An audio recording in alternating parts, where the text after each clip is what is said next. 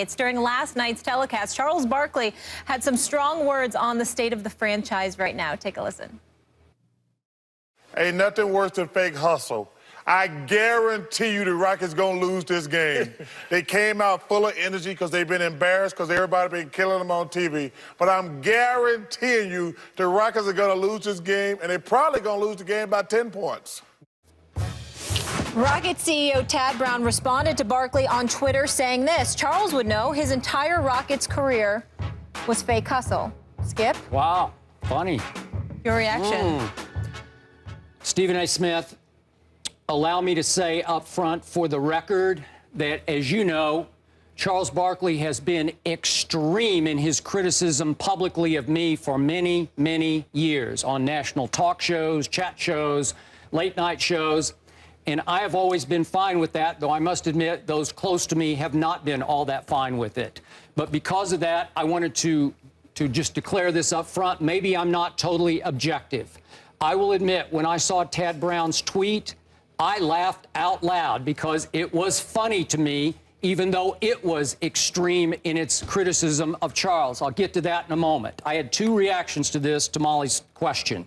My first reaction is, why did these team executives continue to have Twitter accounts? Because routinely, especially in playoff situations, they get over-emotional and overprotective of their team, and they lash out with emotional knee-jerk tweets that they immediately regret, and this one got deleted. So, again, as a team executive, Tad Brown, you're not speaking for you. You're speaking for and representing an entire organization. And your thoughts are going to be viewed as their thoughts, so you just can't do it. And I think every organization should shut down all Twitter accounts of any executive associated with the organization. That's number one. Now, back to the tweet. There is some truth, but only some truth, to what Tad Brown tweeted about Charles's 4 years late in his career with the Houston Rockets. And Stephen A., you'll remember this. Charles came to town with much hoopla, which built huge expectations in Houston. That was a veritable dream team built around the dream. Hakeem Olajuwon and Clyde Drexler and Mario Elie, and we can go on and on. It looked like a loaded team, but it was an old team. And it did have one big first hurrah that first year when it made it to the conference finals and lost in 6 games to Malone and Stockton and Utah.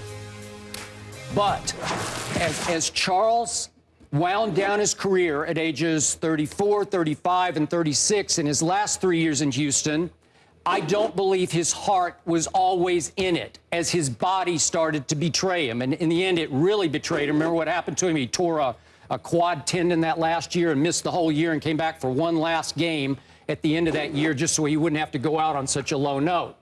But the point is, if you view Charles's total career, there were times that on defense, he was guilty of displaying fake hustle, just on defense. He wasn't always committed to playing defense, even though he had high steals for a power forward. He was always, obviously, an all-time great offensive rebounder at only about 6 feet 4 inches, a great scorer at only about 6 feet 4 inches inside and outside. But throughout his career, I think Charles was sometimes viewed as more of a me player than a we player. So if you want to get into fake hustle, maybe that occasionally applied to Charles, but not, you can't do it as a blanket statement. All 4 years in Houston, it was nothing but fake hustle. So there was some truth to it, enough that I thought it was funny. But my bottom line is that Tad Brown should have his Twitter account shut down by the owner that he is close to, Leslie Alexander. Well, I get where you're coming from. I think that people overreact. Charles Barkley is an elite basketball commentator. He's somebody that's incredibly hilarious and funny, except for when he's talking about you, because he really, really, really doesn't like you. And I kind of get on him about that because everybody knows I'm friends with Charles Barkley. I love him dearly, but you know I love you too. And I don't like how he talks about you sometimes. He, being Charles Barkley, as honest as he is, as much as he loves me, tells me all the time, I don't give a damn. We're going to have to agree to disagree on that. I don't like Skip Bayless, and that's all he says. But he'll never do anything to you. He'll never do anything to you. He just feels the way that he feels. That's all it is to it. But let me say this about Charles Barkley. I look at guys, I have no problem with players who or organizations who want to speak against the things that Charles Barkley say. I only have one criteria for them. You need to win a championship. If you are a champion and you want to refute vehemently and with venom whatever Charles Barkley has to say, I get all of that because you have accomplished something he did not accomplish. If you are not a champion, you need to shut the hell up, fall back, and recognize the fact that he has every right to say the things that he says. Charles Barkley averaged 22 points and 11.7 rebounds for his career. He averaged it on 54.5% shooting from the field over the course of 16 years. He's a Hall of Famer. He's an Olympic gold medalist. And even though he never won an NBA championship, let's keep in mind, not only was Jordan in his way in the East, but Jordan was also in his way when he went to the Western Conference, because when he played against Jordan in the NBA Finals in 1993, that was Jordan that was standing in his way with Pippen. This guy was a walking double-double. In his 16-year career, the only time he didn't average double digits per season in rebounds was his rookie year. Every other time in his career, over the course of 15 years, even the last year when his health was debilitated, he averaged a minimum of 10.5 rebounds per game.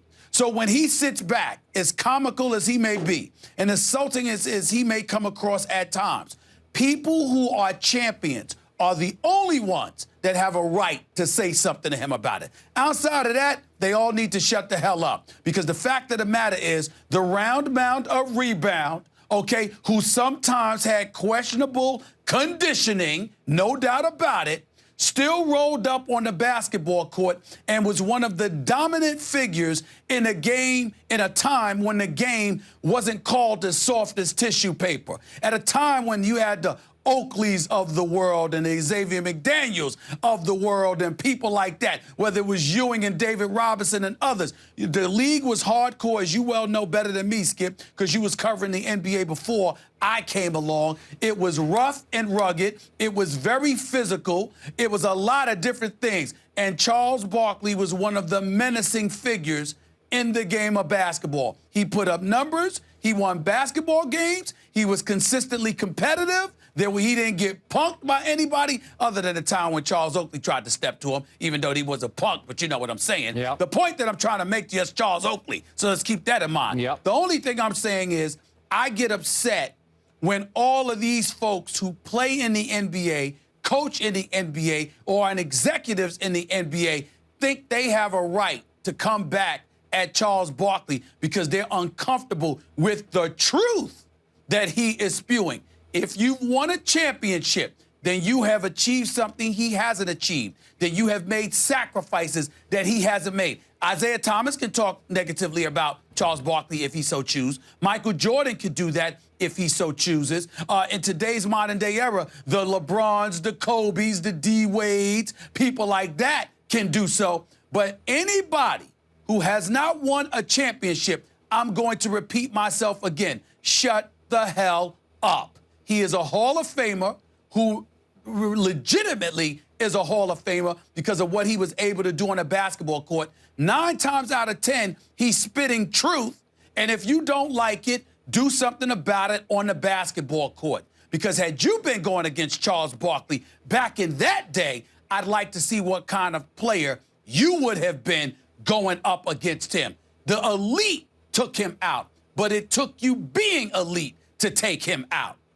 Let's respect this man, because I damn sure do. Okay, I get you. So you're saying Tad Brown was not responding from a position of strength because he's been 12 years with the Rockets and they haven't obviously won a championship in the last 12 years.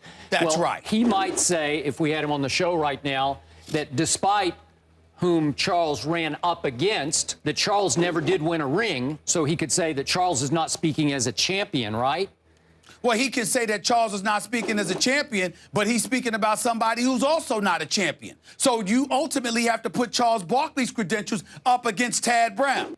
Who's Tad Brown against Charles Barkley? Who? Well, he did start all 4 years for Colgate. I'm just throwing that out. I'm just kidding. But he did. He started all 4 years. He was team captain for 3 years. I'm sorry, bro. I'm sorry, Skip. Skip, I apologize. Not I apologize. apologize. Not bad. I don't know if they won a championship or not, but I did not know Very good First Take school.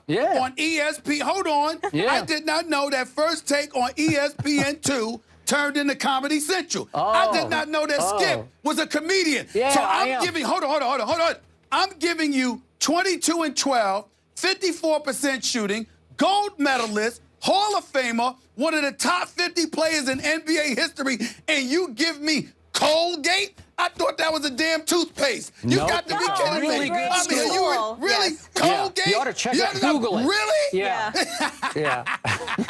And you're fun. Skip, I got you. Now, I'm okay. going to defer to you for the rest of the Okay, day. all That right. is hilarious. Right. Just, I was Colgate. making a joke, Colgate. obviously. Okay, just for the record. Now, you're bringing all this up. Just for the record.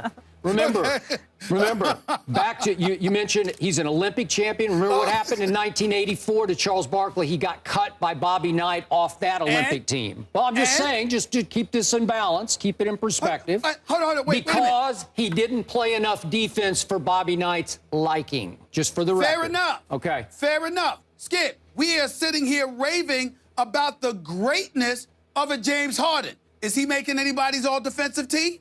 I don't see anybody negating the greatness that he put forth on the court night in and night out based off of that. Yeah. There's plenty of guys that are in the NBA today that weren't Kobe, that weren't MJ, that weren't Tim Duncan, that didn't do it on both ends of the floor, that they're specifically recognized for their greatness as offensive players. And we let that go, so we can't let it go with Barkley? Okay, final thought. I got you. To Charles's point, I'm not seeing fake hustle in the Rockets. I'm not. That means they're sort of just going through the motions and basically quitting. I'm not seeing a team that's quitting. They didn't quit last night. They didn't lay down last night and say, please end this quickly. Well, let's be clear. What I believe, and I have not spoken to Charles Barkley about this. I haven't spoken to him since last night or anything like that. But I will tell you this. My interpretation of what he meant by fake hustle is that they're going to come out last night and give an all-out effort because pride and everything else is going to sift into the equation. They don't want people bringing out their broomsticks. They don't want to go into the weekend with everybody looking forward to them getting swept. And as a result, they're going to put forth an effort that should always be there, not just when you're on the precipice of or on a brink of elimination. That's what I interpreted his comments as being. But I want to reiterate my last point. If a champions make sacrifices, personally and professionally. All of them have taught me that. Hall of Famers who are champions make sacrifices that people can't imagine. They've all taught me that. If they want to attack Charles Barkley, I got nothing to say because they've done what he hasn't done.